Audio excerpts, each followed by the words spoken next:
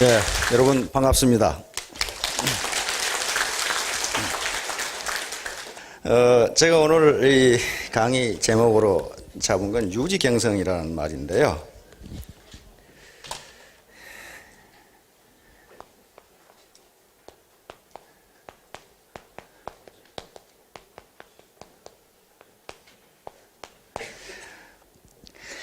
이 장자라는 책에요. 이 장자의 아주 가까운 친구 중에 한 사람이 해자라는 사람이 있습니다. 해자. 이 해자라는 사람은 이 중국의 제자백과 중에 명가에 속하는 사람인데, 서구 같으면은 소피스트, 궤변론자에 속합니다. 그걸 소피스트를 궤변론자라고 번역하는데 사실은 논리학자들이에요. 그런데 역시 제자백과 중에서도 명가, 이 해자라는 사람은 이 제자백가 중에 명가니까 소피스트입니다. 장자는 다 아시죠? 노장사상의 이 도가의 아주 노자를 이은 장자입니다. 근데 장자라는 책에 무슨 얘기가 있냐면요, 해자가 자네 얘기는 쓸데없는 말이 많아, 이렇게 된 거란 말이에요. 액기스만 말하지 않고 뭘 그렇게 쓸데없는 말을 하나. 왜냐하면 장자 자체가 전부 우화로 구성이 되어 있어요. 전부 이 우화로 구성이 된 스토리입니다. 간단하게 뭘 얘기를 안 해요. 빙 돌려서 비유로 이렇게 얘기를 해놨어요. 그래서 장자가 뭐라고 하냐면, 자네 말이 맞네. 그런데 자네가 지금 서 있는 땅은 팔 넓이밖에 되지 않지 않는가? 나머지 땅은 아무 필요가 없어. 그러면 나머지 땅을 다 파버리면 자네가 서 있을 수 있다고 생각하나? 생각해보면 그렇잖아요. 그러니까 필요 없는 것이 있기 때문에 필요 있는 것이 드디어 필요가 있는 것이네, 이런 얘기를 한단 말이에요. 그런데 그 얘기가 노자에도 나와요. 노자의 도덕경에 그릇은 비어있기 때문에 뭔가를 담을 수 있다, 이렇게 얘기해요. 그릇을 꽉 채우나 봐요. 그게 왜 불필요하게 공간을 만들어 놨느냐, 그 말이에요. 그 다음에 방은 그릇 사방을 다 때려 막아버리면 그 방이 무슨 필요 있냐 말이에요. 비어있는 문을 만들어 놔야 방이 필요가 있다. 그러니까 쓸데없는 것처럼 보이는 것이 있어야 쓸데있는 것이 드디어 쓸데가 있다, 그런 얘기입니다 지금. 그래서 이런 얘기는 얼른 보면 쓸데없는 것 같은데요, 사실은 그렇지가 않아요. 장자 해자 이야기가 나왔으니까 두 사람은 굉장한 논리학자입니다. 두 사람이 호수 위의 다리에서 이렇게 봄날 산책을 하고 있는데, 장자가 얘기합니다. 물속에 피라미가 참 즐겁게 놀고 있구만. 그러니까 해자가, 자네는 피라미가 아닌데 어떻게 저놈들이 즐거운지 즐겁지 않은지 어떻게 아나? 그러니까 장자가, 자네는 내가 아닌데 내가 아는지 모르는지 어떻게 아나? 그러니까 해자가, 옳지, 나는 자네가 아니니까 자네가 아는지 모르는지 모르지. 역시 자네는 피레미가 아니니까 피레미가 즐거운지 즐겁지 않은지 모르지, 이렇게 된 거란 말이에요. 거기서 끝나면 장자가 지는 겁니다. 지는 건데, 마지막 말이 있는데 이 말이 무슨 말인지에 대해서는 학자마다 해석이 달라요. 뭐냐면은, 맞네, 그런데 자네가 나한테 피레미가 즐거운지 즐겁지 않은지 어떻게 아나? 라고 물었을 때는 자네는 내가 무언가 알고 있다고 느낀 게 아닌가, 이렇게 대답한단 말이에요. 그러니까 오늘날 학자들은 그 말을 어떻게 해석하냐면요, 인간이 직관적으로 느낄 수 있는 것을 논리적으로 설명할 수 없다, 그런 말이에요. 예를 들면 나는 이 소녀시대가 이영자보다 이쁘다고 생각한다. 이건 직관이지, 이영자 동생이 와서 과학적 근거를 대시오 이러면 나는 근거를 댈 재간이 없어요. 그렇다는 이유를 대시오. 그러니까 직관적으로 느낄 수 있는 것은 그것을 무슨 논리로 설명할 수 없다, 그런 말이에요. 젊은 애들 강남에서 손잡고 다니는 거 보면요, 우리 조카 딸한테 물어보니까 휠이 꽂힌다고 그러더라고. 나 휠이 어떻게 꽂히는지 모르겠어요. 시집을 안 가. 그래서 왜 시집 안 가냐 그랬더니 휠이 꽂히는 남자가 없다, 이거예요. 휠이 꽂히는. 그런데 강남에서 손잡고 돌아다니는 청춘 남녀를 보면은 둘 다 평범해요. 평범하기 그지없어요. 어떤 경우는 자유민주주의형도 있고, 그런데 손잡고 돌아다니는 거 보면 둘이 필이 꽂혔다는 얘기거든. 그걸 그놈한테 어떻게 필이 꽂혔냐고 물으면 그놈이 설명을 하겠어요? 그거? 못합니다. 그래서 직관적으로 느낄 수 있는 게 있어요. 어떤 사업 설명회나 기업 설명회에 가든지 우리 회사는 사기 집단이니까 오지 마라. 그런 데 없어요. 무지무지 좋다고 얘기합니다. 그러나 거기서 느끼는, 와가지고 직접 얼굴을 보고 강의를 듣고 제품을 보고 사이트를 보고 느끼는 직관적인 것은요, 설명이 불가능합니다. 그 필이 와요. 사기꾼은요, 보면 금방 알아요. 금방 알죠. 자, 그래서 유지경성도 그런 의미의 것입니다. 오늘 아침 신문을 보니까요, 여기 지금 신문을 가져왔는데요, 몇 가지 기사가 나와 있는데, 우선 이 가장 지금 아주 심란한 기사는 도둑이 너무 많다는 거예요. 도둑놈. 이게 지금요, 서울만 해서 도둑이 2배로 늘었어요. 지금 28,000명이 5만 명으로 도둑이 지금 금년에 이렇게 늘었어요. 그런데요, 금년 대학 졸업생 50만 명 중에 절반이 백수라고 나와 있거든요. 그리고 직업을 가진 사람이 50%라고 나와 있는데, 우리가 통계청에서 실업 통계를 낼 때는요, 일주일에 2시간만 일하면 취직한 걸로 그렇게 칩니다. 그러니까 실제로 취직한 사람은 몇 사람 안 된다는 얘기예요. 그 다음에 취직했는데 봉급이 100만 원이 안 된 사람이 25%라고 그랬거든요. 그래서 왜 도둑질을 하는가에 대한 도둑 이론이 여기 나와 있어요. 예를 들면 한 청년은 교사가 되기 위해서 이 임용고사를 계속 봤는데 계속 미끄러지는 거예요. 예, 보는 사람이 워낙 많으니까 무지무지 많아요. 그런데 그렇게 되니까 어떻게 돼요? 대학 다니면서 학자금 대출 받은 걸 받을 길이 없어요. 아직 갚을 길이 없어요. 그러니까 오직 갚는 길은 도둑질해서 갚는 길밖에 없다. 그래서 도둑으로 드디어 나서는 이런 문제가 지금 생겼단 말이에요. 그런데 이제 그 밑에 보면 뭐라고 되어 있습니까? 초보 도둑이 급증하고 있단 말이에요. 그러니까 도둑도 초보가 있고 무슨 고참이 있고 그런 모양이에요, 이게. 근데 문제가 가장 심각한 건 젊은 도둑이 많다는 거예요. 젊은 도둑. 젊은이들이 칼 데가 없어요. 도대체가 칼 데가 없어요. 그런데 도둑이 많다고만 했지 이걸 어떻게 해결할 것인가에 대한 스토리는 전혀 없어요. 왜? 이걸 쓴 기자도 모르거든. 이걸 어떻게 해결해야 할지 모르거든. 도둑은 잡는다고 없어지는 게 아니거든요.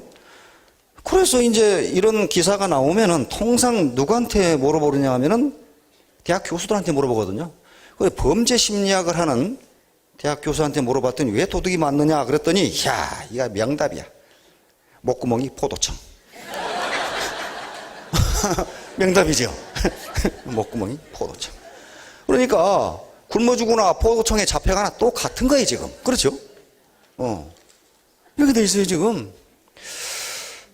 그 다음에 요건 또 매일경제신문이, 요건 매일경제신문이 자랑하기 위해서, 칭찬을 하기 위해서 내놓은 기사인데요.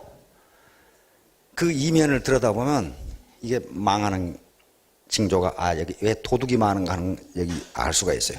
물론 매일경제신문은 전혀 이 기사를 쓴 기자는 요걸 칭찬하기 위해서 쓴 거예요. 내용이 뭐냐면요, 현재 우리나라에 프랜차이즈 가맹점이 31만 개예요. 그러니까 개인 자영업을 할 수 있겠어요, 없겠어요? 못합니다. 프랜차이즈 가맹점이 31만 개인데 거기에 이 사람들이 고용한 게 33만 명이에요. 그러니까 고용을 이렇게 많이 했다니 칭찬하고 있거든요. 31만 개인데 33만 명 고용해서 한 명 했다는 얘기예요. 그런 얘기 아니에요. 한 명. 그러면 옛날에 골목에서 구멍가게 하고 세탁소 하고 미장원 하고 빵가게 하고 그러면 한 가족이 먹고 살았어요. 그렇잖아요. 프랜차이즈는요, 중앙에 거대한 자본이 프랜차이즈 본사를 해가지고 파이프라인을 통해서 동네 돈을 빨아가는 시스템입니다. 사실은 거기 동네로 돌아오질 않아요. 그러니까 이게 실업자가 많이 늘어난 한 원이다. 프랜차이즈는요, 그렇게 고용 많이 안 합니다. 그 다음에 또 하나 기사는 요건 상당히 이제, 괜찮은 기사인데요. 요, 멕시코 아가씨가 이렇게 나와 있는데, 요게 일제가 한창 우리를 침탈할 때 독립운동을 하던 독립사들이 중국에서 한국으로, 조선으로 들어오지 못하고 멕시코로 이민 간 멕시코 5대입니다. 5대. 근데, 그러니까 이 후손들이 누굽니까? 독립지사 후손들이에요. 거기서 그렇게 고생을 해서 멕시코에서 만주나 또는 국내나 상해에서 독립운동을 하는 독립단체에 돈을 보냈던 그런 분들이에요, 지금. 그런 분들이에요. 근데 이 사람들이 아직도 자기는 한국인이라고 생각하고 있다. 그런 말이에요, 지금. 한국어를 구사하는 사람도 있고, 더군다나 케이팝이 유행하면서 우리 조국에 대한 이 자부심이 굉장히 늘어난다고 그래요. 그래서 한국어를 많이 배우고. 그런데 여기 멕시코에 5천 가구 2만 명이 살고 있답니다. 이 독립지사 후손들이. 그러니까 앞으로 비즈니스를 이 글로벌로 하고 싶으신 분은 멕시코에 쿠바에도 있습니다. 쿠바에 독립지사 후손들이 있어요. 그쪽으로 그때 조선으로 못 들어오고 일본의 압박 때문에, 그리고 이제 동남아시아도 일제가 다 점령을 했기 때문에 못 들어오고 중미 남미로 간 거예요. 지금 어떻습니까? 이게 만일에 멕시코에 애터미가 진출한다면 이 선봉장이 될 수 있는 그런 자원들이에요. 그리고 한국, 이 대한민국에 대한 지금도 자기는 한국인이라고 하는 긍지를 가지고 사니까 사실 우리가 도와줘야 돼요. 독립사 후손들이 고생 무지무지, 할머니 94세 된 할머니가 살아계셔. 그래가지고 고생 무지무지 했다는 걸 증언합니다, 기자에게. 얼마나 고생했겠어요. 거기서 말이 통합니까? 뭐가 통합니까? 뭐. 그래서 그쪽으로 만약에 진출을 하면은, 그분들도 살고, 또 우리도 이익이 되고 성호, 윈윈하는 그런 것이 될 것이다. 또 그 후손들은 사실 조국이 도와줘야 돼요. 자, 그래서 이 바닥을 다지는, 지금 이 천일 천만원 작전, 100일 판매사 작전을 제가 8월에 제안을 해가지고 하고 있는데요. 어떤 분들은 그러더라고. 아니, 천일 천만원 작전이라는 게 천일 만에 천만원 저축하자는 뜻입니까? 그게 아니고 한 달에 1,000만 원 벌자, 그 말이에요. 그게 어떻게 가능합니까? 삼성 3년을 다녀서 500만 원도 안 되는데. 삼성 3년 아니라 10년 다녀도 그렇게 안 됩니다. 왜냐하면 그것은 시스템 속에서 자기가 시스템의 한 구성 요인밖에 안 되기 때문에 그래요. 이건 굉장히 중요한 얘기인데요. 자기가 시스템을 갖지 않으면요, 그렇게 불가능합니다. 통상 우리가 돈을 버는 방법을 4가지 정도로 이야기를 합니다. 4가지. 가장 전형적인 것이 노동소득이에요. 노동소득. 자기가 노동해서 노동소득인데요. 이거 웨이지거든요. 예.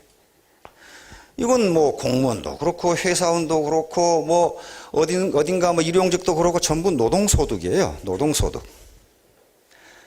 그런데 이 노동소득은 자기의 노동 또는 시간하고 이걸 소득을 맞바꾸는 거거든요.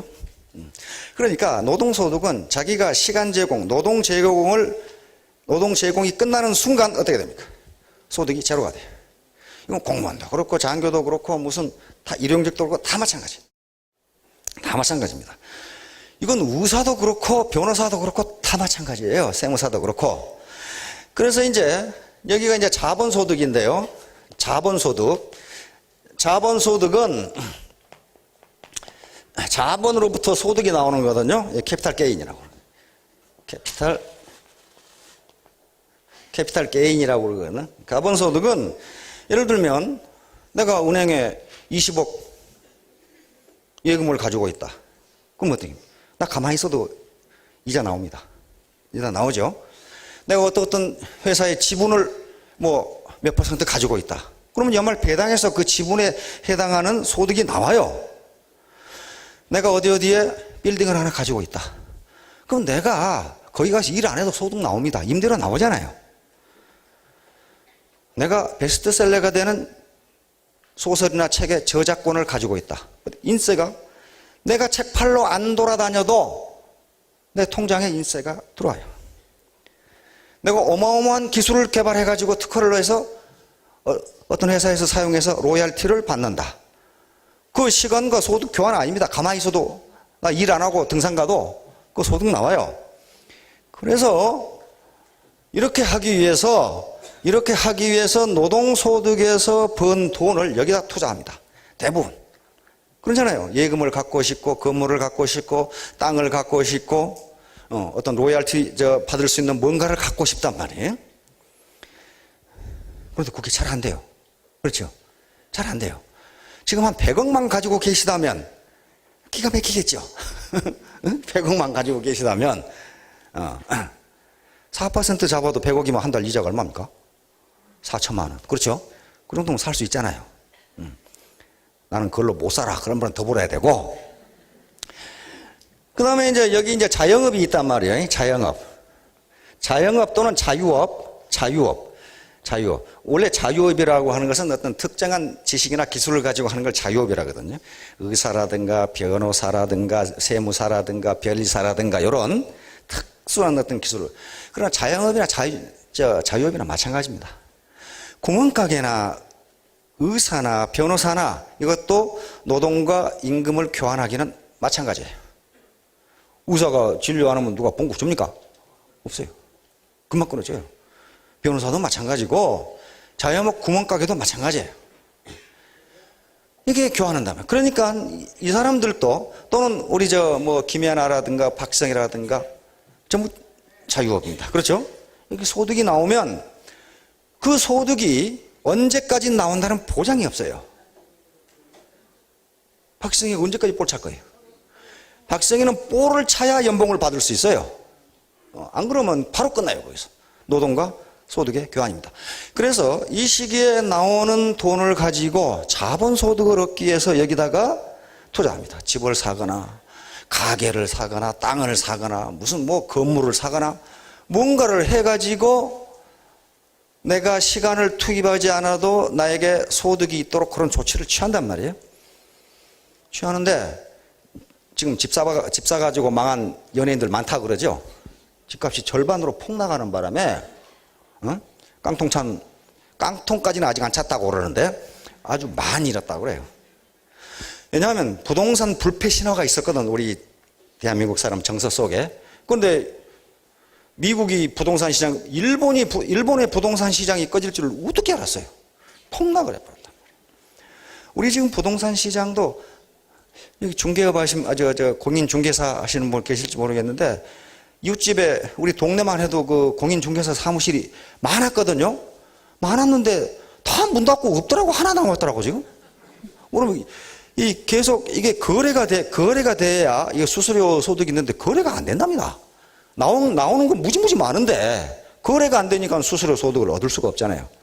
그리고 옛날에 이 중개사들이 소득을 올리는 법을 보면요, 이렇게 거래 중개해가지고 얻는 게 아니고 자기가 판단을 해서 집을 자기가 산다거나 또는 어디다 땅을 산다거나 거기서 소득을 얻더라고요. 그런데 그게 거래가 안 되니까 괜히 덩치 큰 거 사놨다가 자기 돈 날릴 수가 있으니까 그거 안 한단 말이에요. 그러니까 하여간에 이쪽에서 뭔가 해가지고 얻으려고 합니다. 마지막으로 이제 시스템입니다. 자기가 시스템을 가지면요, 자기가 일 안 해도, 자기 시간 투입 안 해도 소득이 나옵니다. 그게 가장 전형적인 게 자기가 시스템을 만드는 방법이에요. 그게 기업 설립입니다. 기업의 설립이에요. 우리 정주영 회장님이나 이병철 회장님, 맨 땅에서 기업을 만드신 분 아니에요. 그렇죠? 그리고 지금은 그 시스템을 전부 자기가 갖기 때문에 이건희 회장님이 미국에 간다고 해서 이건희 회장 봉급 안 나옵니까? 자기 지분을 가지고 있으니까 캐피탈 게인이 나와요. 그 다음에 거기에 회장이기 때문에 회장으로서의 웨이지가 나온단 말이에요. 왜? 자기 대신 밑에 시스템이 일을 해줘요. 시스템이 일을 해줘요. 여기도 마찬가지예요. 내가 지금 베스트셀러를 냈다. 그럼 내가 책팔로 돌아다닙니까? 안 그래요. 우리 서점 시스템, 이 판매 시스템이요, 언론 시스템이 다 선전해주고 저거 다 하고 내 통장에 인쇄밖에 안 들어와요. 내가 거기 책팔로 돌아다니는 시간을 투입하지 않아도 베스트셀러를 쓰면은 내 소득이 생긴단 말이에요. 그게 시스템이에요. 시스템을 가지고, 여기에 소득은, 자본 소득은요, 전부 시스템에서 들어옵니다. 내가 일을 하건 말건, 아니 내가 은행에 예금해 놓은 게 무슨 크리스마스라고 그 이자가 안 나옵니까? 그대로 일어나요. 일요일도 마찬가지고 국경일도 마찬가지고. 이 시스템은요 놀지를 않아요. 놀지를 않으니까 계속적으로 나에게 소득을 올려주는데, 노동과 임금이 웨이지가 교환되는 이 시스템은요 노동 투입이 끝나면 그대로 끝나요. 제로가 돼요, 소득이. 그래서 이 시스템을 만드는 방법이 있고, 그 다음에 시스템을 하나 사면 돼요. 그게 프랜차이즈인데요, 프랜차이즈가 지금 잘 안 돼요. 물론 프랜차이즈 좋은 데는 잘 됩니다. 잘 돼요. 그 다음에 같은 프랜차이즈라도요 경영 능력에 따라 소득이 다릅니다. 전혀 달라요. 그럼 마지막으로 시스템을 갖는 유일한 방법이 시스템에 들어오는 거란 말이에요. 시스템에 들어오는 건데, 시스템에 들어와서 시스템의 일부가 돼버리면 그것은 역시 노동과 소득의 교환이에요. 예를 들면 거대 기업에 이 인류 기업에 들어갔다, 외국 시티뱅크에 들어갔다. 그건 시스템을 갖는 게 아니에요. 시스템 일부에서 단지 봉급을 높이 받을 뿐이에요. 그렇잖아요. 현대자동차에 들어갔다. 연봉 한 8천 받는데 어지간하면 기술자하면, 그런데 8천을 받더라도 지금은 많은 연봉을 받지만은 노동 투입이 끝나면 그걸로 제로예요. 그건 시스템이 아니에요. 시스템 일부이지. 시스템 한 부속이지. 그러면 시스템을 갖는 유일한 방법은, 지금까지는 다른 방법이 있는지 모르겠는데, 네트워크 마케팅이에요. 요건 자기가 시스템에 들어와서 자기 밑에 시스템을 또 구축하는 거예요. 그러니까 자기가 시스템의 주인이 되는 거고, 자기가 시스템의 한 구성원이면서 시스템의 주인이 된단 말이에요. 그래서 요 시스템에 들어오는 거. 그런데 다른 네트워크 마케팅의 회사의 이 경우를 보면요, 시스템에 들어갈 때 공짜로 못 들어갑니다. 돈을 내야 돼요. 자기가 물건을 얼마치 사지 않으면 시스템 자체에 가입을 안 해줘요. 그 다음에 매월 일정액을 사야 돼요. 안 그러면 수당도 안 나오고 아무것도 안 돼요. 그러니까 그것은 자기가 시스템에 공짜로 들어가는 게 아니에요. 마치 프랜차이즈처럼 시스템을 사는 거예요. 유일하게 내가 지금까지 파악한 바로는 이 애터미만 시스템에 공짜로 들어올 수 있어요. 그러니까 자기 마음대로 한다, 그런 말이에요. 아까 고용이 안 되고 여기서 무슨 이 청년 실업이 운운하고, 청년 실업이 문제거든요. 엄청난 문제예요. 문제인데요, 이건 누가 고용해 준 사람이 없기 때문에 나타나는 현상이거든요. 근데 유일하게 애터미 사업은 자기가 자기를 고용하는 사업입니다. 하고 싶으면 하고 말고 싶으면 말고요. 위에 너 이렇게 해라 저렇게 하라 시키는 상사가 없어요. 상사가 없어요. 자기가 고용주이면서 고용인이에요. 그렇잖아요. 고용주이면서 고용. 자기가 이 시스템의 일부로서 시스템의 구성원이면서 시스템의 주인이에요. 그러니까 이게 망가지면 자기도 망가지는 거예요. 제 친구 중에 한 사람이 러시아어 전공을 한 러시아어 교수가 있습니다. 근데 지금은 러시아어 전공한 사람이 많아요. 근데 1980년대, 70년대 러시아 전공한 사람이 거의 없었습니다. 서울대학도 아주 나중에 늦게 생겼어요, 러시아어과가. 그런데 노태우 대통령이 북방 외교를 하셨잖아요. 러시아를 그 당시 소련이지요. 소련을 가셔야 되는데 러시아어 통역할 놈이 없어. 그래서 우리 친구 육사 교수였어요. 육사에만 러시아과가 있어요. 왜냐하면은 그게 적대 세력이니까 그 말을 알아야 전쟁을 할 거 아니에요. 그런데 러시아어를 해야 되는데 국내에서 러시아를 못 해요. 왜냐하면 국내 러시아어 사전이 없어. 왜 없겠어요? 참 호랑이 담배 먹던 시장에 우리 후손들은 참 별놈들 다 있었다, 그렇게 생각할 거예요. 러시아 말을 하는데 러시아 사전이 없어요. 왜냐하면 불온문서예요. 불온문서. 어떻게 러시아어 사전이 불온문서. 그러니까 이 대가리가 굳으면 그런 것밖에 생각해. 불온문서야 러시아어 사전이. 그래서 근데 그 당시 소련하고 국교가 없으니까 소련 가서 공부할 수도 없잖아요. 그래서 미국 워싱턴 대학이 러시아어로 무지하게 강합니다. 미국 워싱턴 대학에 가서 러시아를 공부했어요. 그러니까 시험 보기가 무지무지했대. 왜? 문제는 영어로 나오는데 한국말로 생각해가지고 러시아로 써야 돼, 답을. 그럴 거 아니야. 무지무지했대요, 아이가. 영어 하기도 힘들어 죽겠는데 영어로 문제를 내면 한국어로 해석해야 될 거 아니에요. 그걸 러시아어로 번역해서 답을 써야 문제가 나오는. 이 점수가 나온단 말이에요. 그래서 하여간 러시아 이 육사 교수들을 데리고 노태우 대통령께서 소련을 가셨단 말이에요. 근데 크레물린 국궁 있잖아요. 그리고 이제 이 각하하고 이제 그 고위 관료들은 크레물린 회의호로 들어가고, 그 다음에 그 영빈관 거기에 묵고, 그 다음에 이제 나머지 수행원들은 러시아의 그 1급 호텔, 모스크바의 1급 호텔에 이제 묵는 거예요. 그런데 이 친구 하는 얘기가, 거기 지금 달러로 가지고 갔으니까 러시아 모스크바에서 돈을 쓰려면은 루블화로 바꿔야 된단 말이에요. 카운터에서 루블화를 바꿔주는데, 이 친구 하는 얘기는 카운터에 있는 아가씨가 자기는 평생 그렇게 돈을 느리게 세는 사람은 처음 봤다는 거예요. 어떻게 하루 종일 몇 장 되지도 그거 왜 그러겠어요? 그거 빨리 센다고 자기 소득하고 아무 관계도 없어요. 그렇잖아요. 그러니까 어떻게 그렇게 돈을 느리게 세는지. 그래가지고 이제 호텔 방에 들어가는데 복도에 불이 안 켜져. 복도에 전기가 가가지고 불이 안 켜져.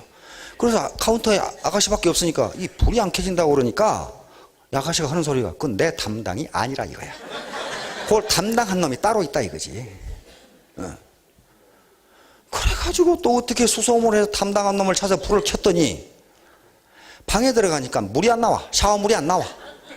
그리고 또 카운터에 얘기했더니 그것을 담당한 놈이 따로 있다 이거야. 그거 왜 그러겠어요? 그거 하든 말든 항상 임금이 똑같아. 누구든지 다 똑같으니까 지가 그것을 해야 할 이유가 없는 거예요. 그러고 이제 배가 고파서 호텔 식당에 밥을 먹으러 갔더니 전부 다 줄을 길게 서 있는 거예요. 아니 근데 우리 한국 사람들이 보니까 식당 저쪽에 자리가 많이 남아 있는데 어째서 줄을 저렇게 서 있는 거? 그 심부름하는 웨이터한테 물었답니다. 아니 저기 자리가 많이 남아 있는데 왜 기다리고 있냐 그랬더니 저 자리는 이미 예약된 자리라. 예약된 자리. 그래서 그런가 보다. 그렇게 했는데 오늘 또 그렇고 내일 또 그렇고 예약됐다는데 앉는 놈은 한 놈도 없더라. 그래서 러시아 사람한테 물었답니다. 아니 그 예약됐다는데 왜 사람이 오늘 또 없고 내일 또 없고 그러니까 저 새끼들이 청소하기 싫으니까 예약됐다고 안 받는다. 그게 뭐예요? 이거 내 거 아니야, 내 거. 호텔이 망하건 말건 나는 항상 일정한 봉급, 평등성이죠? 이퀄리티. 그거 받으니까 나는 모르겠다 이거야. 그래서 그 당시에 미국에서 소련의 현상, 경제 현상에 대해서 이제 설명해 놓은 것이 있습니다. 소련은 텍스가 너무 많다. 얼른 보면 이율 배반적입니다. 세금이 하나도 없다고 그러는데 텍스가 너무 많다. 왜 텍스가 너무 많습니까? 번 거 다 가져가 버렸거든. 그게 전부 텍스야. 그리고 조금씩 나눠줘. 그러니까 인센티브가 없는 거예요. 그런데 이놈이 이 친구가 가서 물건을 사는데 물건 사는데 줄이 3줄이랍니다. 3줄. 어째서 3줄이냐 그랬더니 돈을 내는 줄이 하나 있고, 그럼 여기서 쿠폰을 끊어줘요. 쿠폰을 끊어주면 여기서 이제 줄 서가지고 물건을 받는 줄이 또 하나 있어요. 여기서 이제. 그래 이쪽에 이제 물건을 확인하는 줄이 하나 있고, 그래가지고 한 사람이 할 일을 세 놈이 하는 거야. 그러니까 실업자가 하나도 없죠. 그래서 프리드만 교수 같은 경우는 그 당시 소련은 실업자는 한 명도 없는데 일하는 놈도 한 놈도 없다 그래놨거든요. 정말 그렇게 된 거예요.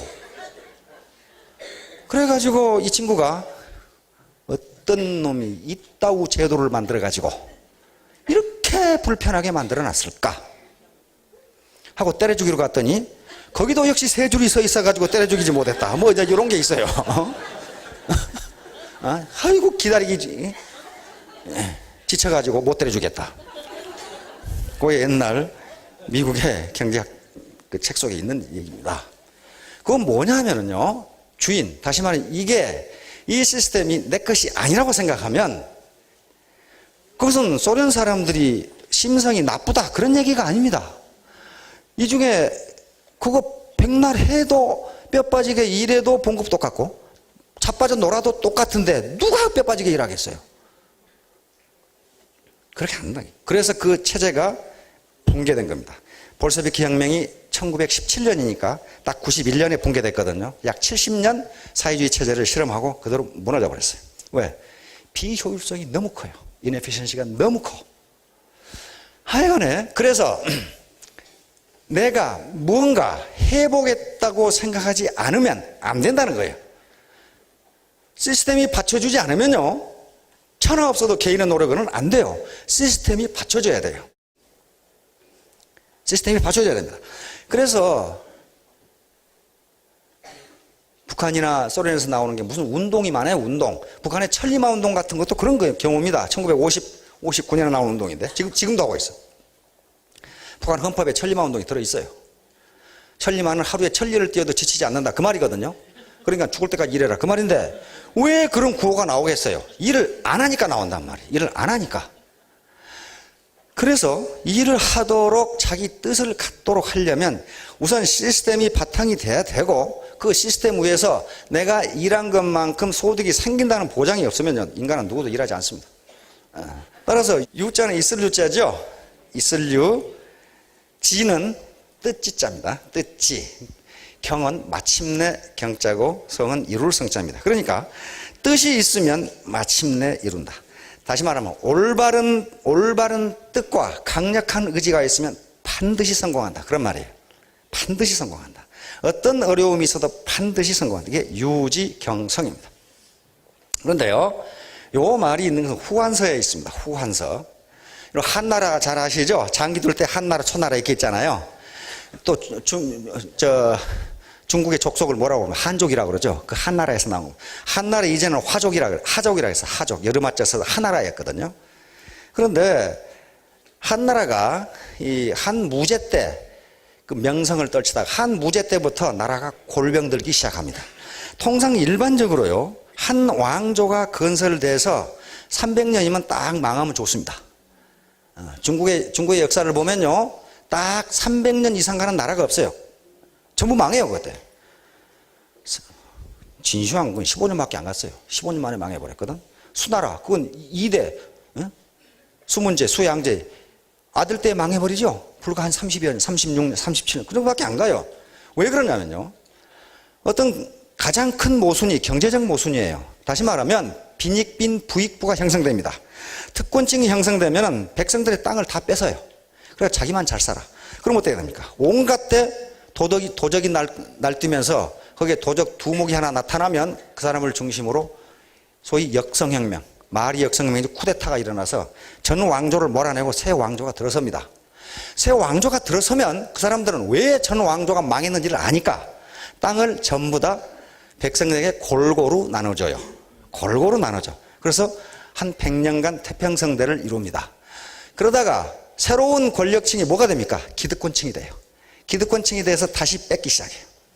뺏기 시작하면 이제 100년간 원성이 쌓이기 시작해. 그래서 한 100년간 전투를 벌여. 반란군하고 정부군하고. 그러면 그때 망해. 요 사이클이에요. 그러니까 사실 조선왕조도 임진왜란때 망했어야 옳아요. 500년이나 간다는 건 지금 희한한 거야, 이거. 그때 안 망했기 때문에 일본에게 망한 거예요. 그때 망했으면 국내에서 정권 교체가 된단 말이에요. 그런데 안 망하고 비실거리고 있다 보니까 일본에게 망해버린 거죠. 하여간에 요 한나라가 이 한무제 때 골뱅이들이 시작합니다. 맨날 전쟁만 하고 땅 뺏고 이러다 보니까 전쟁을 하면 공신들이 많아져요. 그렇죠? 공신들이 땅을 갖게 되고 권력을 갖게 되고, 그 다음에 이 가장 아주 암적 존재가 친인척입니다. 친인척들이 전부 지방에서 토 세력으로 권력을 잡아요. 그래가지고 중앙의 말을 안 들어. 중앙의 말을 안 들어. 그래서 성제 때 나라가 망해버려요. 친척 중에 한 사람, 왕망이라는 사람이 한나라를 때려놓고 신이라는 나라를 세우죠. 신나라를 세웁니다. 참 우리말로 하면 괜찮아지요, 신나라. 그런데 이것도 친인척 중에 한 사람이기 때문에, 또 원래 유씨 집안이죠, 한나라가. 유방이 세웠으니까 유씨 집안 세력들이 역시 각 지방에 뭐로 있습니까? 토로 있단 말이에요. 토로 있으니까 왕씨는 왕비 후손들입니다. 왕비가 왕씨였어, 그 당시. 그러니까 그 외척들이 전부 다 지방의 실권을 장악해가지고 중앙정부를 때려엎고 왕씨가 왕이 된 거란 말이에요. 그러니까 유씨들을 때렸습니다. 유씨는 부탁나죠. 그래서 유씨 중에 유수라는 사람이 한 지방 토인데, 이 사람이 이제 이 신나라를 때려엎고 후한을 세웁니다. 그게 이 유수가 후한 제1대 황제인 광무제입니다. 근데 이때 이 밑에 경엄이라고 하는 장수가 있었어요.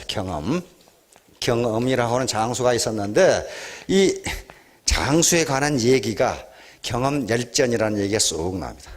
여기 유수를 위해서 전투를 하는데, 왜냐하면 그 왕씨들이 장씨 왕씨들이 전부 지방에 자기 군대를 가지고 있으니까 유수도 그 중에 한 사람이에요.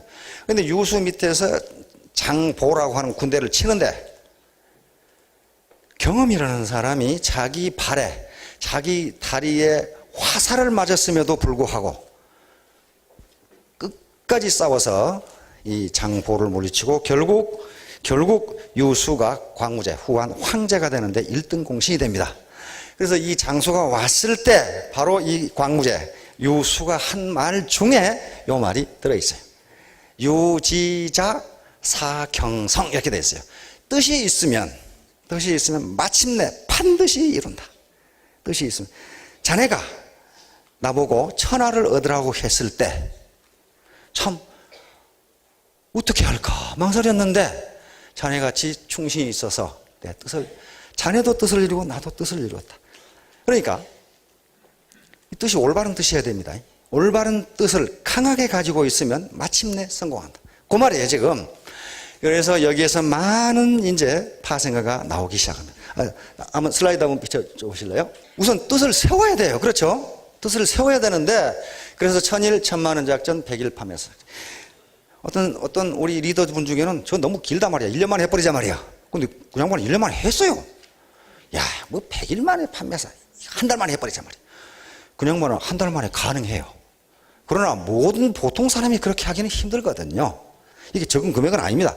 이게 가만히 있으니까 됐다. 천만에 안 돼요. 안 됩니다. 가장 중요한 게 100일 동안 어떻게 하느냐는 거예요. 100일 동안. 왜냐하면요, 우리는 관성이라는 게 있고, 이 네트워크 사업이라는 게 인상이 참 더러워요. 그렇죠? 네가 어쩌다 그렇게 됐냐? 이렇게 물어본단 말이에요. 요걸 떨쳐내리는데 100일 동안의 몰입이 필요하다 하는 거예요. 다시 말하면 이게 판매사가 되면 비행기가 이륙하는 건데요.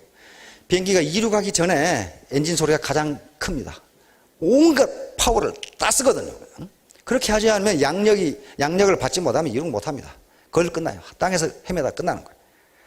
자, 그렇게 하기 위해서는 이제 먼저 목표를 잡아야 되는데, 대기업이건 관공서건 학자들이건 목표를 잡을 때는 반드시 스마트 원칙이라고 하는 것을 따라서 합니다. 스마트. S는 뭡니까? 스페시픽. 목표를 구체적으로 잡아야 된다. 그렇지 않으면 목표가 달성됐는지 안 됐는지 몰라요. 예를 들면 나는 천일에 1000만 원을 벌겠다. 이렇게 해야지 나는 돈을 많이 벌겠다. 이렇게 되면 구체성이 없어요. 그 많은 게 뭔지 안 되니까 구체적으로 잡아야 돼요. 구체적으로 잡다 보면 어떻게 됩니까? 나중에 평가할 때 내가 그걸 달성했는지 뭐든지 평가할 수가 있어요. 두 번째 뭡니까? 측정 가능해. 아까 그 측정 가능하게. 나는 부모님께 효도하겠다. 그 목표는 목표인데 그 효도를 어떻게 한다는 거예요, 도대체. 그러지 말고 나는 매일 전화를 드리겠다. 이런 식으로 해야 된다. 행동장치, 아까 마찬가지입니다. 행동으로 옮길 수 있도록 추상적으로 잡지 말고 나는 하루에 고객을 10명을 만나겠다. 이렇게 해서 실제로 해야지 목표만 잡아가지고는 안 된다. 현실성 있게. 너무 크게 잡으면 안 된다. 너무 달성 불가능한 걸 잡아놓으면 안 돼요. 안 됩니다. 그리고 또 너무 낮게 잡아도 안 된다. 학자들의 연구에 의하면 이렇게 되죠. 이게 이런 식으로 이게 목표의 난이도고 목표의 성취 정도입니다. 목표가 너무 난이도가 낮으면 그 노력 안 해도 되니까 일을 안 타라 그 말이에요. 중간 정도 됐을 때 가장 일을 열심히 하고 또 달성도도 가장 높더라. 너무 목표가 높으면은 해봐야 안 되니까 안 하더라 그러면. 그래서 자기가 최선을 다했을 때 달성할 수 있는 목표, 그게 최선이라고 합니다.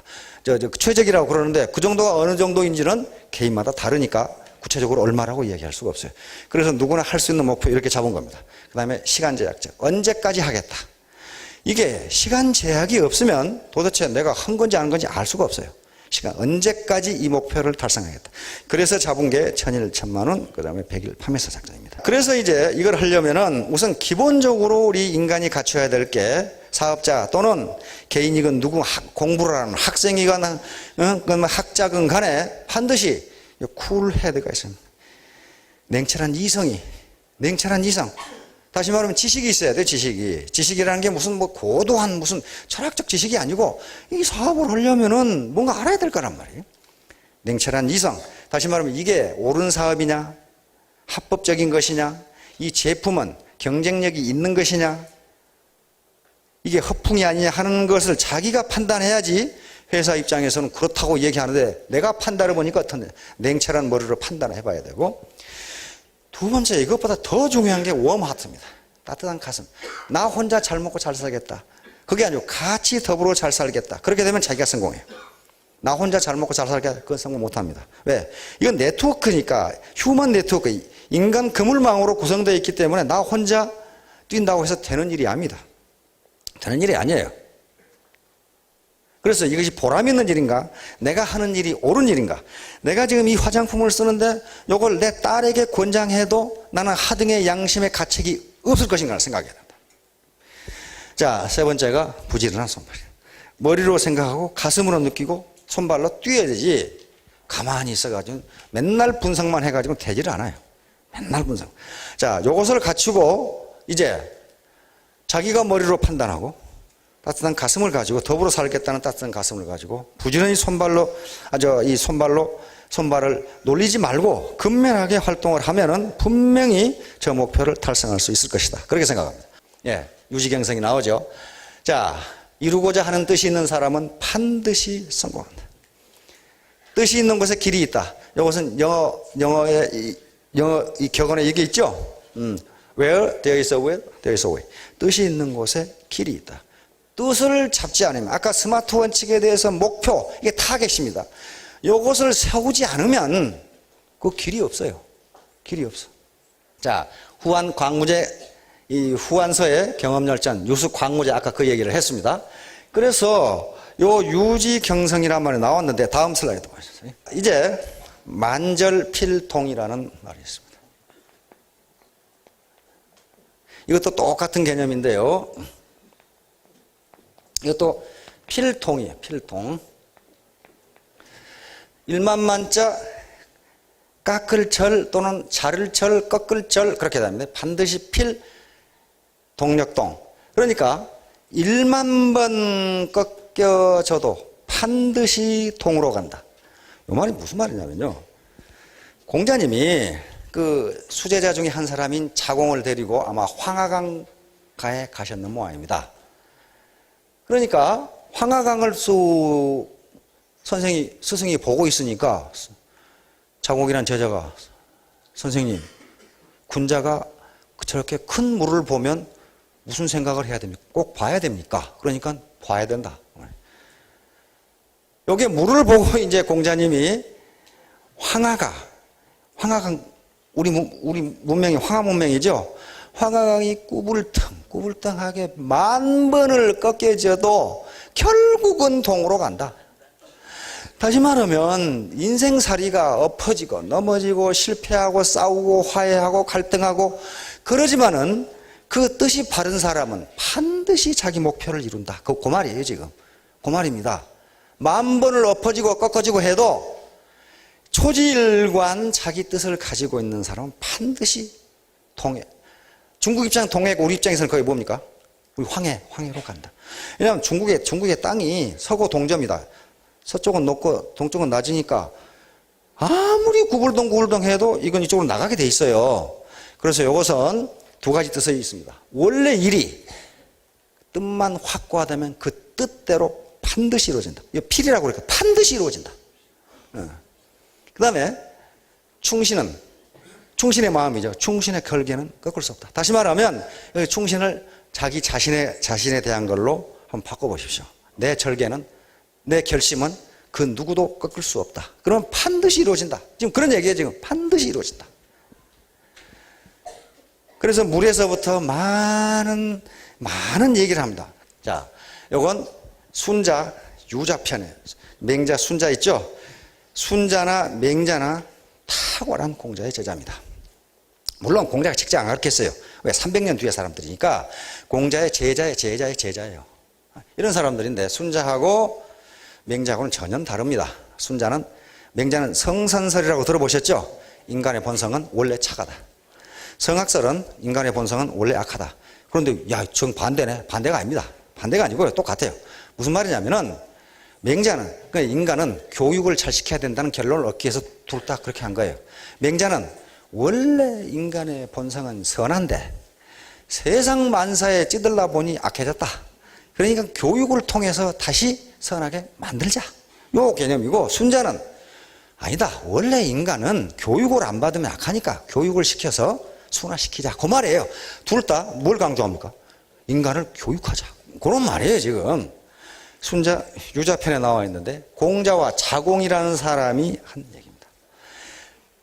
공자가 물의 특성을 이렇게 덕, 의, 도, 용, 정, 찰, 지 이렇게 딱 해놨어요. 뭐냐면은 물은 만물을 살아나게 하는데, 그럼 물었으면 다 죽죠? 내가 했다고 자랑하지 않는다. 그런 말이야. 물이 자랑한 거 봤습니까? 그게 덕이다. 그러니까 덕은 뭘 하는 거예요? 누구에게 베풀되, 야 이놈아 내가 해준 거야.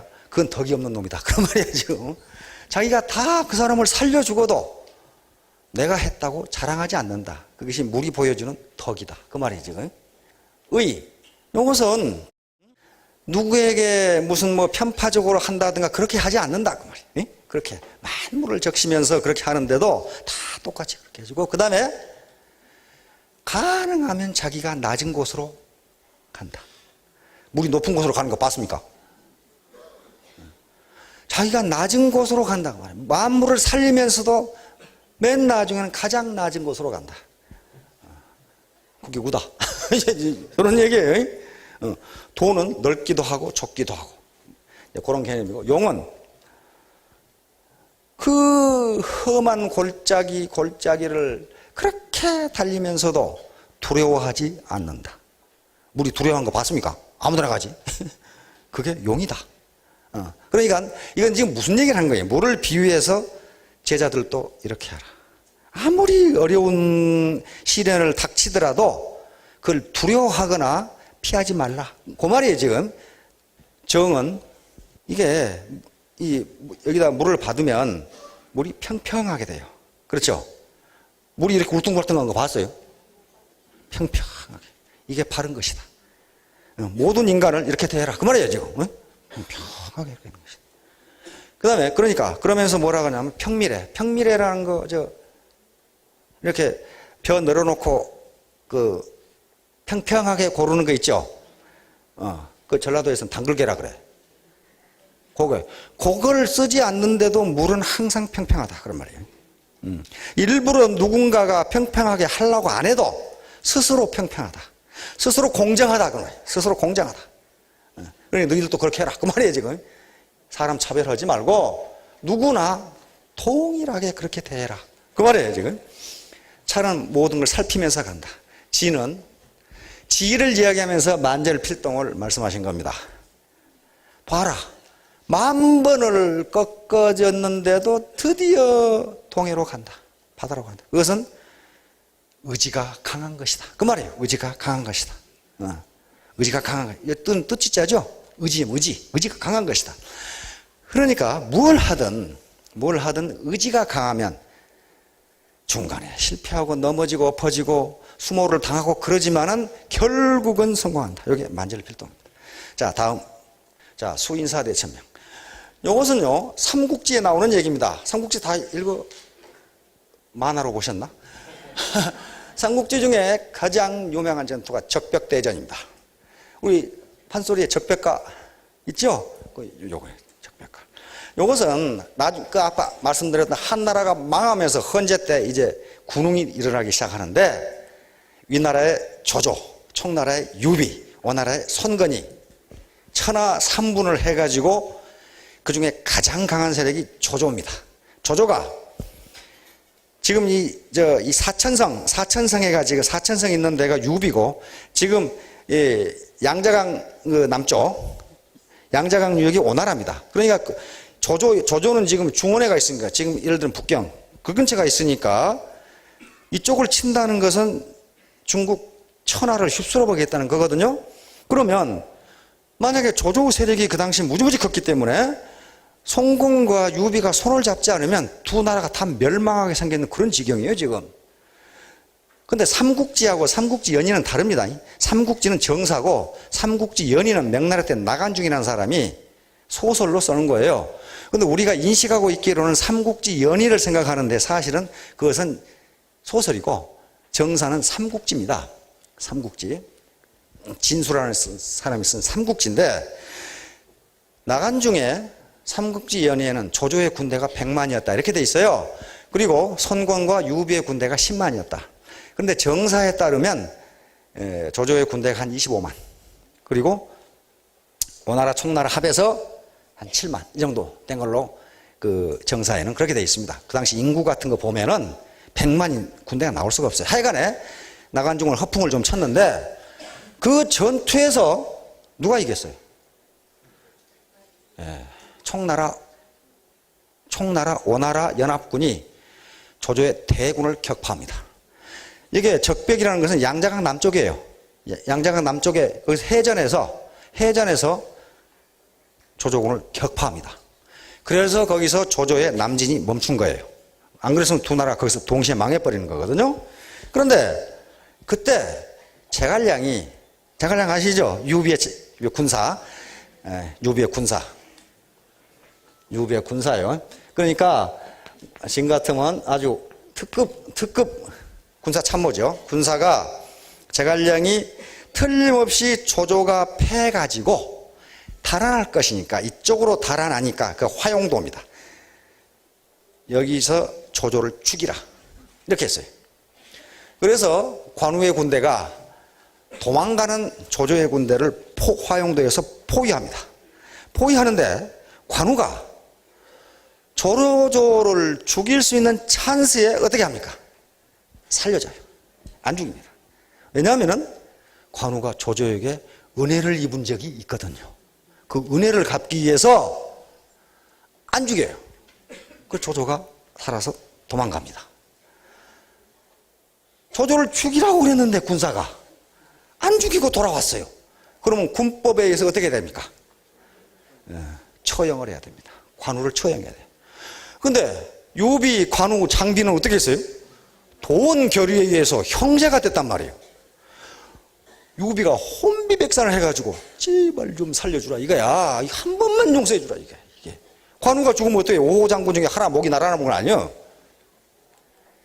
그냥 이거 자르려고 그러는데 임금이 못 자르게 하니 그것도 하겠어요. 그러면서 제갈량이 유현덕에게 이야기합니다. 제가 천문을 보니 조조가 죽을 때가 아닙니다. 그래서 관우에게 이 기회에 은혜를 갚으라고 보낸 겁니다. 사람의 살고 죽음은 하늘에 달렸는데 내가 할 일을 다 하고 나머지는 하늘에 맡겨야 됩니다. 아직 조조는 죽을 때가 아닙니다. 이렇게 말했단 말이에요. 그게 수인사 대천명이에요. 사람으로서 할 일을 다 하고 요놈이 죽든지 살든지는 하늘이 알아서 할 일이다.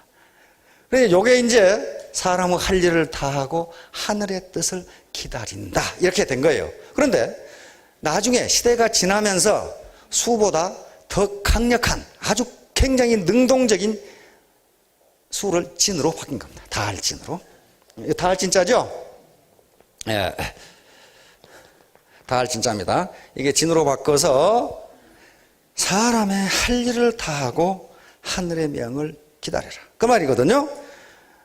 다시 말하면 이건 부자가 되려면 성공을 하려면 자기가 할 일을 다 하고 운이 뭐 어쩌고 그렇게 따지지 말라 그 말이야. 할 일을 다 하고 시스템, 경제법칙, 자연법칙 등이 운이 되게 없어가지고 안 되면 그건 할 수 없지 않냐 그 말이에요 지금. 그럼 어떡하냐 말이에요. 그러나 운이라는 것도 움직인다고 돼 있어요. 운은 가만히 있는 것이 아니고 당신이 어떻게 될 것인가를 통계학적으로 분석하는 거예요. 통계학적으로. 미국에 그 학문이 굉장히 발전되어 있습니다. 미국에 그 엄청난 큰 회사가 있죠. 회사 이름이 갑자기 생각 안 나는데 어마어마하게 큰 회사. 콜롬비아 대학에 그 대학원이 있어요. 자, 다음. 저런, 나간 중. 그 다음에 미국에도 저런 격언 있죠? 하늘은 스스로 돕는 자를 돕는다. Heaven helps those who help themselves. 근데 요거 가지고 이제, 맞느니 틀리느니 시비를 하면 안 됩니다. 왜냐면 이건 고사성어라는 것은 그때 이런 말이 있었고 이런 사실이 있다. 이걸 가르쳐 주는 거예요. 그것이지 이걸 형이상학적으로 분석해가지고 맞느냐 틀리냐를 분석하고 있으면 그건 번지수가 틀린 겁니다. 이건 제갈량이 이런 말을 했고 이런 상황에서 공자가 이런 말을 했고 유수가 이런 말을 했다. 그러면 우리는 거기서 무슨 교훈을 얻느냐 요 문제지 이걸 그냥 맞냐 틀냐를 따지고 있으면 뭐하고 똑같냐 하면 전화번호 통계낸 놈하고 똑같아요. 전화번호 통계 분석해가지고 뭐 할 거예요 그걸. 전화번호 평균이 7249번이다. 그게 무슨 의미가 있어요? 아무 의미가 없어요. 그래서 이것은 최선을 다하라는 열정적으로 일하라는 자기 의지를 가지라는 분발하라는 그런 교훈을 주는 것이지 사실관계 이것이 진리냐 아니냐를 따지는 그런 문제가 아닙니다. 오케이. 자, 사필귀정이라는 이거 똑같아요. 일사자 반드시 필자. 한자는요 동일한 자가 반대의 의미를 동시에 갖습니다. 돌아올 귀도 되고 돌아갈 귀도 돼요. 그러니까 그런 자가 많습니다. 하나 거의 대부분 다 그래요. 그러니까 발을정 요 사는 천하만사입니다. 천하의 만사 모든 일은 반드시 그 말이죠. 반드시 돌아간다. 어디로? 바른 곳으로. 그러니까 처음에는 거짓말하고 속이고 꼼수 두고 하면 이기는 것 같다 그 말이에요. 소득이 많은 것 같다. 나중에 보면 그럼 어떻게 돼 있어요? 패가망신하게 있어요. 바로 펀드한 사람들이 그런 사람들이. 그러니까 바른 길, 정의 또는 정당한 그런 것을 안 하고 어떤 술수를 쓰면은 처음에는 잘 되는 것 같은데 반드시 세상 만사는 바른 곳으로 돌아가게 돼 있다. 바른 뜻을 가지고 끝까지 하면 성공한다. 자, 사필귀정과 동일한 말이 무지무지 많습니다. 무지무지 많다는 것은 저게 통한다는 얘기예요. 그렇죠? 저게 통한다는 얘기. 처음에 뭐였습니까? 사불범정. 사는 사악할 사자입니다. 사악하고 못된 것은 범정, 올바른 것을 범할 수 없다. 그 말이에요. 그러니까 올바른 것이 이긴다. 그 말이거든. 올바른 것이 이긴다. 바르게 하면 이긴다. 그 다음에 인과응보. 이건 뿌린 대로 거둔다. 그 말이에요. 뿌린 대로 거둔다. 그러면 또 나오죠. 종두, 득두. 콩 심은 데 콩 난다. 콩을 심으면 콩을 얻는다. 콩 심은 데 콩 나고 팥 심은 데 팥 난다. 종과 득과. 오이 심으면 오이 얻는다. 그 말이에요. 그러니까 과자는 오이 과자입니다. 오이 과자. 오이 심으면 오이 얻고 콩 심으면 콩 얻고 그러는 거지. 아무것도 안 심어놓고 뭘 얻으려고 한다거나 콩 심어놓고 팥을 얻으려고 한다거나 이건 자연법칙에 어긋난다. 그런 말. 자기가 땀을 흘리지 않고 뭔가를 얻으려고 하는 것은 그건 안 된다. 그런 얘기입니다.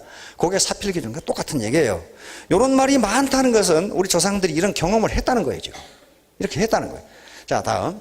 자, 이것은 서양의 학문에서 소위 심리학 그리고 교육학에서 말하는 이미 과학적으로 증명된 사실입니다. 소위 피그말리온 효과, 자기충족적 예언이라고 하는 건데요. 사이프러스 섬에 피그말리온이라고 하는 조각가가 살고 있었는데 이 조각가는 여자들을 싫어했어요. 왜냐하면 그 고을의 처녀들이 쓸데없이 아프로디테 여신, 그러니까 로마 신화로 와서 비너스, 미의 여신 아포로디테를 욕했다가 창녀가 돼가지고 살다가 결국 바위로 변해버린 사건이 있어서 여자들은 무지무지 싫어했어요. 그런데 자기가 조각을 해놓고 봐도 아이고 이 여자가 너무 이쁘거든. 그러니까 소원을 빌었어요. 이런 여자가 내 마누라가 됐으면 얼마나 좋을까. 얼마나 좋을까. 그랬는데 그렇게 깊이 원하다 보니까 그 여자가 사람으로 변했다. 그 얘기예요. 바로 아프로디테 여신이 그렇게 만들어준 거예요. 그 아가씨 이름이 갈라테이아입니다. 자, 요 신화는 뭘 의미하냐면요. 인간이 간절하게 원하면 그 뜻이 이루어진다. 그런 말이에요. 그 뜻이 이루어진다.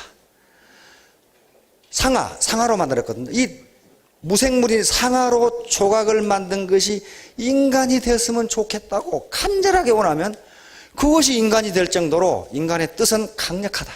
간절히 원하면 이루어진다. 자, 그래서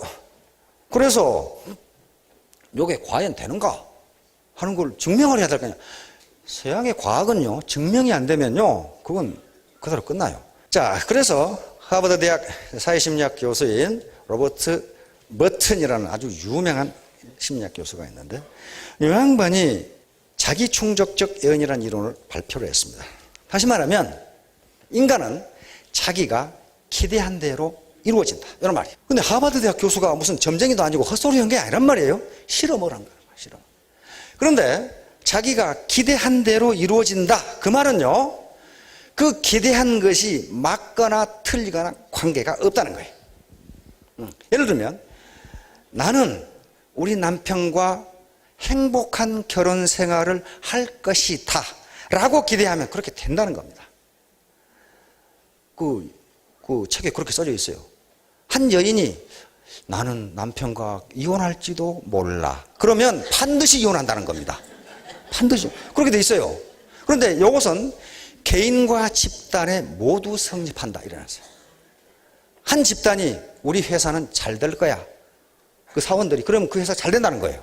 그런데 이거 언제 망하나? 그럼 망한다는 거예요. 그러면. 왜? 그 객관적 사실과는 관계없이 인간이 기대한 대로 그대로 이루어진다. 그 얘기예요. 자, 그래서 피그말리온 효과로 나타납니다. 아까 피그말리온 설명을 했죠. 이제 또 하버드 대학 심리학 교수입니다. 로버트 로젠탈 박사와 초등학교 교장 선생님인 르노 제이콥슨 여사가 과연 저게 로버트 머튼 교수가 발표한 자기 충족적 예언이 실험적으로 증명이 되는가 하는 걸 실험하는 거예요. 제이콥슨 여사가 교장 선생님으로 있었는데 샌프란시스코 한 초등학교 650명을 대상으로 1학년 중간까지 실험을 했습니다. 어떤 실험을 했냐면요. 그러니까 지금 로젠탈 박사와 제이콥슨 여사가 실험을 하고 있다는 사실을 선생님이나 학생들은 전혀 모르는 거예요. 두 사람만 알아. 실험을 하고 있다는 사실을. 그래서 어떻게 했냐면은 선생님들하고 학생들에게 지능 검사를 하는데 장차 성적이 매우 향상되고 뛰어난 영재가 누구인가를 찾아내기 위한 지능 검사를 한다. 그렇게 지능 검사를 했어요. 선생님도 학생도 다 그렇게 생각했어요. 그러놓고는 그 중에 20%를 아무렇게나 골랐어요. 바람 날리기로 해가지고 아무렇게나 골랐어 그냥. 그래가지고 선생님한테 그걸 통보했어요. 요 애들이 장차 영재가 될 것이다. 그래서 통보해. 그러니까 그건 지능검사하고는 아무 상관도 없어요. 그렇게 아무렇게나 그냥 골라가지고 통보를 했어요. 그래가지고 8개월 뒤에 정말 얘들이 어떻게 변했는가를 테스트를 했어요. 똑같은 지능검사 시험지로 또 했어요. 그런데 아주 두 학자는 놀래 자빠질 뻔했어요. 아무렇게나 골라서 보낸 20%가 성적이 확 올라가 버린 거예요. 그래서 놀래가지고 이것을 피그말리온 효과라고 붙였습니다. 그러니까 전에는 선생님으로부터 천연 주목을 못 받던 애가 선생님이 마음속으로 말은 안 넣는 겁니다. 이놈 지금 엉터리인 게 아마 잠재력이 늦게 개발되는가 보다. 이런 식으로 생각해가지고 교육 방법을 바꾸더라는 거예요. 이놈들이 확 올라가 버려요. 그 20%가. 그런데 거기서 발견된 하나의 사실은 불우한 집의 어린이일수록 학년이 낮은 어린이일수록 성적이 더 빨리 향상하는 거예요. 불우한 집의 어린이가 그렇게 됐다는 것은 지금까지 아무 관심도 못 받았는데, 아니 뚜다지 않게 선생님이 관심을 보이거든. 거기다가 초등학교 낮은 학년은 어떻습니까? 자기에 대한 아직 고정관념이 형성되기 전이에요. 전인데 이놈 장차 커서 영재가 된다는데? 그게 전달된 거예요. 그러니까 어이구 이렇게 돼가지고 성적이 팍 올라가 버려요. 자, 그래서 바로 자기 충족적 애언을 피그말리온 효과로 증명을 했습니다. 또 실은 뭐 하려고 한 것이 아니라 우연히 뭐가 잘못돼가지고, 예를 들면 영국에서 그렇습니다. 영국에서 여기가 우수반이고 열등반이에요. 우수반, 열등반. 거기도 무슨 성적별로 가른가 봐요, 반을. 근데 이 컴퓨터로 성적을 집어넣는 선생이 그걸 거꾸로 해버렸어요. 이거 우수반인데 여기를 열등반 이래놓고, 열등반인데 우수반 그래놨어요. 그리고 자기가 그렇게 집어넣은 걸 몰랐어. 그러니까 선생님들은 어떻게 알겠어요? 선생님들은 이거 사실은 우수반인데 이놈들은 열등반, 열등반인데 이놈들은 우수반, 이렇게 된 거예요 이제. 근데 이 사람이 6개월 뒤에 자기가 컴퓨터 입력을 잘못된 그때서 알았어. 근데 6개월 뒤에 보니까 여기가 열등반이 돼버렸어요. 여기가 우수반이 돼버려. 그거 잘못 입력한 거예요 지금. 잘못 입력했는데 그렇게 돼버렸어요. 깜짝 놀래가지고. 그러니까 여기가 사실은 우수반인데 들어오는 선생님마다 열등반이라고 생각하고 쥐어 받거나, 야씨가 그것도 몰라, 너 같은 놈이 그렇지 뭐, 이러고 하니까 정말 그렇게 돼버린 거예요. 여기는 사실은 열등반인데 내가 교육 방법이 틀렸나? 뭐 이런 식으로 생각하는 거예요. 지금은 그렇지만은 원래 우수한 놈들이야. 이렇게 하니까 사기를 계속 넣어주니까 이게 나중에 뒤바뀌어 버렸어요. 영국에서 있었던 일입니다. 그러니까 나는 맨날 주부로 살면서 이거 해본 적이 없어, 내가 될까? 이러면 안 된다는 거예요. 나는 할 수 있다. 자, 다음. 자, 지호락. 이건 논어에 나오는 말씀입니다. 유명한, 아마 우리나라 이 식자들이 칼럼 쓰는데 이것도 무지무지하게 많이 써요. 논어에 나오는 말입니다. 자, 지자, 불여, 호지자. 그 갈지자, 여기서는, 요거는, 여기서 지는 어떤 사람, 대상, 또는 사물, 우리 같은 무슨 것, 그것도 좋습니다. 지자. 그러니까, 아는 것은, 그 말이에요. 아는 것은, 불여, 호지자. 호는 좋을 호자죠? 네, 좋아할 호자. 요 호자는 여자가 남자를 끌어안고 있으니까 좋은 게 아니고요. 엄마가 아들을 안고 있는 폼입니다. 그러니까 좋은 거예요. 물론 여자가 남자 끌어안고 있어도 좋겠죠. 그렇죠? 좋겠지만은 아들을 끌어안고 있는 것보다는 좀 덜 좋겠죠. 그렇죠? 그러니까 저게 지자, 불여, 호지자. 아는 것은 좋아하는 것만 못하고, 불여, 같을 여자죠? 호지자. 좋아하는 것은 낙은 즐거울락, 즐길락, 그러니까 즐기는 것만 못하다. 이 말은 무지무지 공자님이 하신 말씀이에요. 공자의 논에 있는 말씀입니다. 그래서 기왕에 안 할 바에는 하지 말고, 왜? 즐겁지도 않은데 하면 그것이 노동이 되잖아요. 그러면 거기서 성공할 턱이 없어요. 학문도 그렇고 뭣도 그렇고 자기가 좋아서 하고 즐겨야 그걸 성공할 수 있지요. 즐기지 않으면 몰입할 수가 없어요. 확실히 죽겠는데 어떻게 몰입을 합니까? 자, 진승의 명언. 이것은 진나라 진시황이 망할 때 토목공사를 하다가 진승이라는 머슴살이 품팔이꾼입니다. 농민 반란을 일으키면서 농민 반란군에게 한 연설입니다. 맨 처음에 품팔이꾼으로 일하다가 바둑에 쉬면서 한 말이 요겁니다. 연작 안지 홍곡지지제.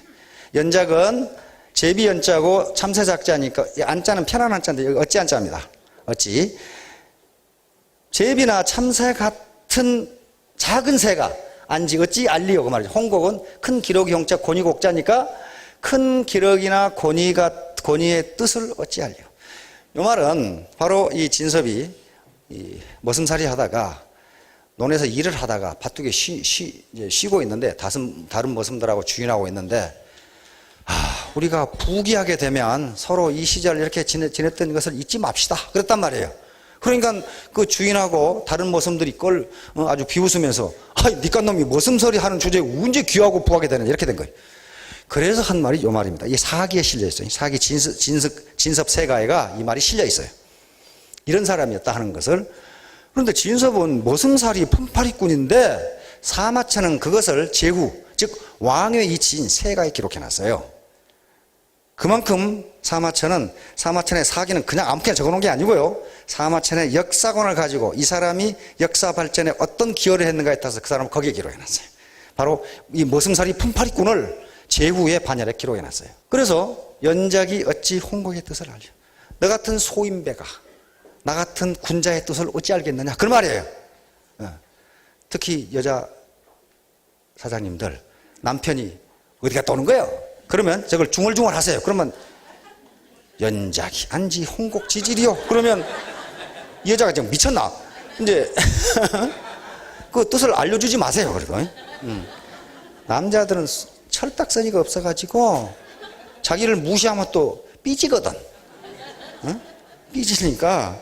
그러고 나서 요겁니다. 이제 농민군을 군대로 만들어서 진나라군하고 전투를 해야 되는데 연설을 해야 되잖아요. 여기에 나온 말이 여기 왕후 장상 영유. 왕이고 후는 제후고 장은 장수 상은 재상입니다. 재상. 왕후 장상이 영자도 여하고 이거 하면 안녕 그렇게 되는 거예요. 편한 영자인데 여기서는 어찌 영자입니다. 어찌 그 말이 어조사로 쓴 거예요. 어찌 총자가 따로 있느냐 그 말이. 왕후 장상이 어찌 씨가 따로 있느냐 다 하면 되는 거지 그 말이. 그러니까 부자가 어찌 씨가 따로 있느냐 나도 부자가 될 수 있다 그렇게 생각하시면 된다 그 말이. 그래서 남편이 연작 안지 홍곡 지지려고 뭐라고 씹는 거야 그러면 다시 이 말을 하란 말이에요. 왕후 장상 영우 완전히 갔구만 이렇게 될 거 아니에요. 자기가 뜻을 어떻게 내가 왕후 장상이 될 수 있다고 생각하는 사람은 될 수 있다. 이게 피그말리온 효과예요. 항상 밑바닥에 기는 사람은 뜻 자체가 그렇게 되면 위로 올라갈 수가 없다. 자, 그래서 이 톨스토이의 살아갈 날이란 공부라는 책에 이렇게 돼 있어요. 이 책을 톨스토이는 자기가 인류에게 주는 가장 큰 사랑이라고 이렇게 표현하고 있습니다. 그러면서 당신에게 가장 중요한 것이 무엇인가? 현재가 가장 중요하고 지금 하고 있는 일이 가장 중요하고 그리고 당신이 만나고 있는 사람이 가장 중요하다. 내가 과거에 뭘 했건 어떤 일을 했건 어떤 고관 대작에 있었건 그건 지나간 일이고 지금 현재 당신이 하고 있는 일 지금 그리고 당신이 만나고 있는 사람이 가장 중요하다. 이거 굉장히 현재를 중요하게 하야 현재가 가장 중요하다. 이것은 이미 물리학자들이 다 증명하는 거예요. 왜 그러냐? 요게 나오면 이제 정신이 없는 분들이 있죠. 아이고, 산수 또 나왔네. 그게 아니고, 현재, 나면서부터 죽을 때까지, birth, death죠, to death. 현재를 전부 합해놓으면 인생이 된다. 그러면. 현재밖에 없어요. 미래를 어떻게 합해요? 현재를 계속 합해놓으면 인생이 된다. 만약에 인생이라는 함수가 컨티뉴어스한 연속 함수라고 하면은, 적분을 해주면 이게 된단 말이에요. 그러니까 현재 인생은 현재의 합산이지 아이고 과거에 내가 금송아지를 가지고 있었건 그건 지나간 일의 일이다. 자, 그래서 이제 사업을 하시려고 그러면 이게 이제 사업을 하시든 무슨 일을 하시든 상관없습니다. 옷을 말끔하게 입어야 된다. 어제 신문 보니까 사람의 인상은 30초 만에 결정된다든가. 근데 그 외모 가지고 결정된대요. 근데 그 사람은 미국에서 시장한 분 있죠, 한국인. 그냥 그러놨더라고. 자기가 어떻게 당선됐느냐 하는 걸 설명하면서 그런 일을 했어요. 한국인이니까 미국 유권자를 만나야 될 거 아닙니까? 근데 그 사람에게 자기 인상을 심는데 30초 이상 걸리지 않는다. 30초 동안에 그 사람에게 유권자에게 호감을 주지 못하면 안 된대요. 근데 사실 그렇습니다. 세일즈의 학자들이 연구한 바에 의하면 세일즈의 성공할 확률의 80%는 외모라고 그렇게 돼 있어요. 외모. 최근에 하버드 대학에서 이거 실험을 했죠. 여학생들을 놔두고 여자들을 놔두고 실험을 한 게 뭐냐면은 쑥 여자들이 있으면 화장을 하나도 안 한 사람, 조그만 사람, 조금 더 한 사람, 더 한 사람, 완전하게 한 사람 이렇게 놔두고 하버드 대학 대학생들에게 쑥 보라고 해놓고 누가 가장 능력 있어 보이느냐를 점수로 매기는 거예요. 그런데 화장을 가장 많이 한 사람이 가장 능력 있다고 평가를 받았어요. 그리고 화장을 하나도 안 한 사람은 아주 무능하다고 평가를 받았어요. 무능하다고. 그게 첫인상이에요. 첫인상입니다. 근데 그것은 선악을 따질 문제가 아니에요. 그렇게 느낀다는 거예요, 인간이. 그렇게 느끼는 걸 어떡할 거냐, 그 말이에요. 그것도 무슨 허접한 학교가 아니고 하버드 대학에서 하버드 대학 대학생들이 그렇게 평가했어요. 그러니까 드레스업이라는 것은 무슨 좋은 옷을 입어라, 또 비싼 옷을 입어라, 그런 게 아닙니다. 비싼 옷 입었는데 참 코디 안 맞으면 못 봐주죠. 그건 참 못 봐줘요. 클린업, 몸과 마음, 환경을 깨끗이 하자. 이게 지저분한 사람들이었어요. 온갖 부채 달려가지고 있고 이렇게 하면은 요 두 개가 되면요 쇼업 할 수 있습니다. 얼굴을 보여야 돼요. 이게 얼굴을 보면서 하는 커뮤니케이션은 바디랭귀지로 전부 전달되기 때문에 말만 가지고 절대로 말로 전화해가지고 상대방을 설득한다는 것은요 거의 불가능합니다. 거의 불가능해요. 자, 그 다음에 샤럽, 말 너무 하죠. 자기 말만 떠버리고 말 잘하는 사람은요 대부분 상대방이 느끼기를 사기꾼으로 느낀다고 그래요. 이 새끼 사기 되게 잘 치네 이렇게 느낀다고 그래요. 그래서 말을 들어주는 것이 상대방을 설득하는 60%라고 되어 있습니다. 실컷 떠들고 나오면은 뭐하러 왔죠? 이렇게 물어본다는 거예요. 나중에 자기 다 떠들었거든 이제. 그런데 자기 말을 이 사람이 누군가 지금 하소연을 해야 되는데 하소연을 들어주지 않고 앞에서 떠들면은요 이걸 듣는 게 아니고 내가 무슨 말을 할 것인가를 생각한대요. 내가 이 여자한테 무슨 말을 할 것인가를. 그러니까 아무 소용이 없다는 거예요. 그래서 샤럽이라는 것은 말 너무 하지 마라. 그다음 페이업, 빚지지 마라. 빚져가지고 빚도 이 습관이니까 절대로 빚지지 마세요. 자기 이 소득 범위 내에서 해야 됩니다. 취업, 이 기운과 용기 이게 다 퍼져 있으면 안 돼요. 그다음에 네버 기브업, 절대 포기하지 마라. 아까 만절필동이라고 했듯이 우여곡절을 걷고 꺾어지고 넘어지고 엎어지고 그러지만은 그 절개가 굳다면은 의지가 굳다면 반드시 동으로 간다. 반드시 그쪽으로 가게 돼 있다. 자기 뜻대로 이루어지게 돼 있다. 수인사 대천명이라고 그랬죠. 자, 이제 토마스 에디슨. 미국에서 가장 존경받는 사람들이 몇 사람 있습니다. 토마스 에디슨, 벤자민 프랭클린, 또 이 에브라함 링컨. 왜 미국에서 존경을 받느냐 하면요 환경이 매우 불우했어요. 불우했고 또 머리도 별로 좋지도 않아요 이 사람들이. 그런데 미국 역사상 불우의 업적을 남겼어요. 그래서 미국의 보통 청소년들이, 일반 청소년들이 굉장히 존경하는 게 그 사람이 머리도 좋고 가문도 좋고 그랬다 그러면 자기하고는 비교가 안 되니까 존경할 이유가 별로 없어요. 뭐 당연하네, 뭐 그럴 거 아니에요. 그런데 에디슨은 초등학교 몇 개월 다녔어요 이거? 3개월 다니다 쫓겨났어요. 쓸데없는 걸 물어봤거든. 그러니까 에디슨 어머니를 불러가지고 선생님 목사님이었어요. 내가 평생 이렇게 대가리 나쁜 놈 처음 봤다고 그랬거든요. 무슨 질문 때문에 그랬냐면은 선생님이 물하고 불은 반대다 그랬거든요. 그러니까 에디슨이 손을 번쩍 들더니 물도 뜨겁고 불도 뜨거운데 왜 반대입니까? 이렇게 물어봤단 말이에요. 그건 맞잖아요. 그러니까는 가르쳐 준 것이 아니라 야 이렇게 미련한 놈은 처음 봤다 이렇게 된 거예요. 그런데 그 어머니는 어떻게 했습니까? 선생님이 항의를 했습니다. 우리 애는 미련하지 않다. 반드시 뭔가 해낼 것이다. 에디슨의 자세전 보면 그 대목이 나옵니다. 뭐라고 하냐면 나는 평생 실망을 시켜들어서는 안 될 분을 갖게 되었다. 이렇게 딱 돼 있어요. 어머니를 실망시키시면 안 된단 말이에요. 지금 어머니가 자기를 그렇게 기대하고 있으니까. 그렇죠? 그래서 계속 어머니 얘기가 가끔 나와요. 우리 훌륭한 어머니. 그때 에디슨이 그런 결심을 안 했으면 이렇게 못하죠. 그렇죠? 머리는 무지하게 나빴어요. 어떻게 전구 만드는데 10,000번을 실패를 합니까? 예? 그런데 어떻게 했습니까? 네버 기브. 포기하지 않았어요. 성공을 위한 첫 번째 요건은 당신은 정신적, 육체적 에너지를 당면한 문제에 집중적으로 투입하는 능력을 기르는 것이다. 자기가 그렇게 했어요. 자기가 그렇게 했어. 아무것도 생각을 안 했어요. 발명하는데 집중적으로. 왜냐하면 글 써놓은 것 보면요, 초등학교 3학년짜리가 아닙니다. 어디서 공부했다는 거예요? 도서관에서 했어요, 도서관. 벤자민 프랭클린도요, 초등학교 졸업 못했어요. 링컨은 자기 어머니 돌아가시고 의붓어머니가 길렀죠? 그런데 그 어머니가 사랑을 쏟아 부어서 길렀어요.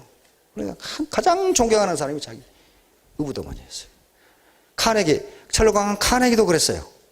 카네기도 의붓어머니인데 얼마나 용기를 줬던지 자기 아버지가 새어머니하고 결혼하면서 저 조심해야 된다고. 얼마나 장난이 심하든지 아마 당신은 한 달만 있으면 손들 거라고. 근데 어머니가 듣고 있다. 저희는 그렇지가 않다. 저희는 개성이 있는 거다. 이런 식으로 하는 거예요. 그래서 앤드류 카네기가 가장 존경하는 사람이 자기 의붓 어머니였어요. 그래서 그 어머니가 돌아가실 때까지 결혼을 안 했어요. 그렇게 존경을 했어요. 그러니까 그런 분들이 아주 가정이 불우했는데 자기 의지와 노력으로 성공을 했기 때문에 미국 청년들, 미국 국민들이 존경을 하는 거예요. 처음부터 가문이 좋고 부자였다. 그러면 존경할 게 뭐 있어요, 그거? 당연하지, 그거야. 자, 그 다음에 에디슨 현장님. 용기를 내십시오. 나는 사업을 하면서 많은 어려움과 좌절을 맛보았습니다. 뭔가 더 나은 방법이 있습니다. 그걸 찾으세요. 열심히 일하는 걸 대체할 수 있는 건 세상에 없습니다. 쉼없는 노력과 지금에 만족하지 않은 태도야말로 진보의 필수 조건입니다. 뭔가를 포기했을 때가 사실은 성공의 문턱 바로 앞에 있을 때가 많습니다. 실패는 바로 그런 것입니다. 포기하지 마세요. 용감해지세요. 굳건한 신념을 가지고 전진하십시오. 요 말은요, 에디슨이 여러 번 했습니다. 다시 말하면 자기가 이 양반이 특허를 얻은 게 1093개인가 그렇고 미국에서만 그렇습니다. 외국에서 얻은 까지는 수천 개가 됩니다. 그러면서 뭐라고 했냐면은 내가 이렇게 아이디어가 아주 좋아서 이걸 한 게 아니고 가만히 보고 어떤 사람이 실험을 하다가 성공하기 일보 직전에 실패했다고 끝내버리고 말아버린다 그 말이야. 그러면 에디슨은 그걸 얼른 갖다가 자기가 그 다음 실험해가지고 성공했어요.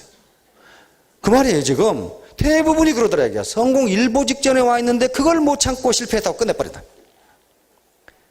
이제 이 네트워크 사업을 시작하시면 아마 애로사항이 많으실 것으로 그렇게 생각이 됩니다. 그러나 끝까지 포기하지 마시고 큰 성공을 거두시기 바랍니다. 감사합니다.